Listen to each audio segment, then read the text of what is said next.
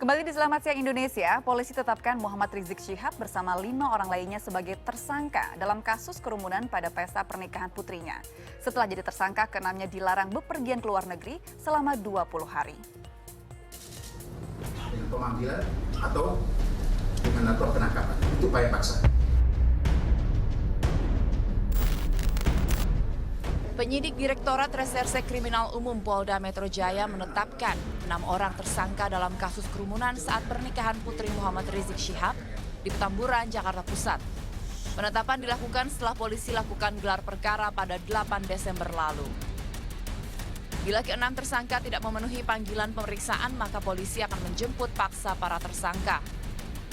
MRS akan dijerat dengan KUHP tentang tindak pidana penghasutan di muka umum dengan ancaman 6 tahun penjara. Sementara 5 tersangka lain dijerat Undang-Undang tentang kekarantinaan.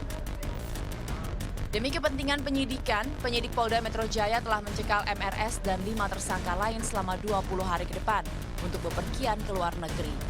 Surat pencekalan telah dikirim penyidik Polda Metro Jaya ke Direktorat Jenderal Imigrasi Kemenkumham. Hasil kesimpulannya adalah menaikkan status tersangka kepada Muhammad Rizik alias Habib Muhammad Rizik Syihab. Ini surat ketetapan tersangkanya.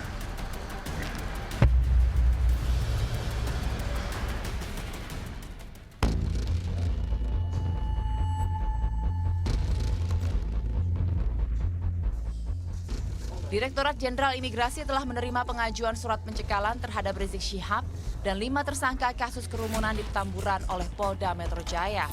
Ketika kita sudah menerima surat permintaan pencegahan, kemudian kita akan masukkan ke dalam sistem cegah tangkal yang terkoneksi di seluruh tempat pemeriksaan imigrasi, yaitu tempat keluar masuknya wilayah Indonesia. Jadi pada saat yang bersangkutan melintas tentu akan terdeteksi kalau melintasnya melalui tempat pemeriksaan imigrasi. Sementara keluarga dari 6 orang yang ditembak polisi melapor ke Komisi 3 Dewan Perwakilan Rakyat Kamis kemarin. Mereka melaporkan hal-hal yang dianggap janggal terkait kematian keluarga mereka. Salah satunya kakak dari almarhum Muhammad Suci Kadafi. Benar-benar luka tembak itu tidak ada 3. Di punggung itu luka robek seperti diseret.